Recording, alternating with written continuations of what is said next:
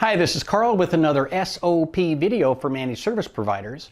Today I want to talk about executing and documenting your monthly maintenance at clients' offices. And it might be remote, but the point is every month there's some maintenance and it needs to be documented. I have to say as preface that if you were to force me to say what is the one single thing that brings the greatest value to our clients, I would have to tell you it is the process of testing backups. So that's A number one, literally so far above number two that you can hardly see it from up there. Testing backups, absolutely the most important thing we do. The second most important thing we do, the thing that defines managed services separate from break fix, is the monthly maintenance checklist. And this will probably be different for almost all of your clients, but basically it includes testing the backup, but also verifying that all those patches that are set to automatic actually got installed, verifying that the logs are not full, verifying that you haven't got some problem with the router or a firewall that the monitoring system somehow didn't pick up. A perfect example of what we do in monthly maintenance is we actually have a human being open the event viewer and look at the logs, because there's a lot of stuff that shows up as a yellow caution sign that's not a red stop sign, and so it doesn't throw an error into the remote monitoring system. But a human being can look at there and say, wow, we had 14 of these last month, we have 142,000 this month. Something is different. Something might need a little extra attention. So part of what happens there is that your technicians learn what constitutes normal, right? There are some errors like, hey, I can't find another Exchange server. That's cool because there might not be another Exchange server. So that's an okay error to ignore at many clients. Bottom line is having a human being do those sorts of checks is absolutely valuable. Verifying that all the patches, fixes, and updates are in place, verifying that things are working the way they're supposed to, listening to a fan and making sure that it's actually working. All those little things need to happen every month because preventive maintenance is what managed services is all about. Now, having said all that, there are fundamentally four things that have to happen every month at every client. First, you gotta do monthly maintenance. So what that means is you've got a checklist and you're gonna work through that checklist. Second, you're going to update the checklist. You're gonna make sure when you're done that any changes get updated for the next month.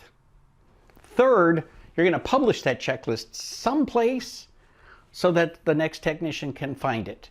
In other words, whether it's your SharePoint or a common drive that everybody uses on Azure or wherever, there's got to be a place where everybody knows for each client this is where we store their monthly maintenance checklist. And number four, if you ever print out this checklist for any reason whatsoever, it needs to be in a place where somebody can actually find it. In particular, if you're at the clients, you might be in a situation where the electricity is out or the server is down or whatever. There might be reasons why you may not be able to get to something electronically. Well, having a printed list can't hurt, just saying. The next thing you have to remember is this is a monthly thing at each client, so there has to be some kind of a calendar.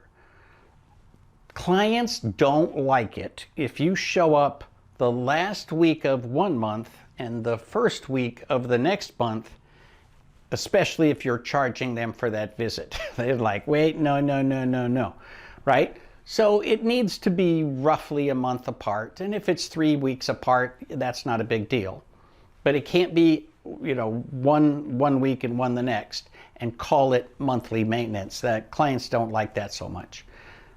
So first of every month, somebody, service manager, office manager, somebody needs to schedule those monthly maintenances so that they're for each client in the same week that they were last month and, you know, more or less grouped together the way that they were before. Things get moved around, stuff happens, I understand that, but it's the goal to do all of these within a certain time frame. You absolutely have to do them within the month. There's no excuse not to do monthly maintenance for every client every month. If you can't pull that off, you have done something wrong with the way that you have configured your service department. Because a monthly maintenance will take between half an hour and an hour on average per server, NAS, client, so forth. So worst case scenario, a client's got 4 servers. Well, that's going to take a morning. That's cool, but you are getting enough money that you should be able to allocate that time to provide this service. And the reason it's the second most important thing that you do in your entire company, this is preventive maintenance that stops problems from happening in the first place. If you do this, you eliminate a lot of the problems that might crop up down the month if you don't do it. Now, let me restate that slightly differently. If you don't do this, you will have more problems down through the course of the month. So you absolutely have to make time for it. It has to be a top priority, an absolutely top priority in your company, and therefore the client needs to give you access to make this happen. One final super important note, this is an opportunity for you to go on site, have the client see you in their office and not charge them any extra. That's a good thing. One of the big fears that technicians have, which clients don't seem to have a problem with, but technicians do, is they worry that the client isn't going to see what kind of value they're getting. Oh, why am I paying you for preventive maintenance if nothing ever goes wrong? You know, that's sort of like, why am I paying you for antivirus when we never get any viruses? Preventive maintenance is a good thing, and it's good for the client to see you come into the office, you hobnob, you talk to everybody, you make the rounds, you do the maintenance, you're always in a good mood, they're in a good mood, they don't get a bill, so they don't have the alarms go off when you walk in the door. And it's an opportunity for you to make contact with your primary contact in the office and say, hey, everything is looking pretty good and blah, blah, blah, blah, blah. Answer their questions. It's an opportunity for them to, you know, just hobnob with you about how things are going in their office with their technology and so forth.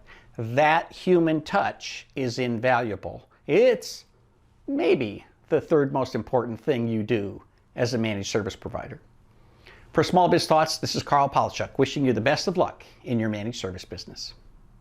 Here's your SOP for this video. Like it, share it, subscribe to the channel, and share it on social media.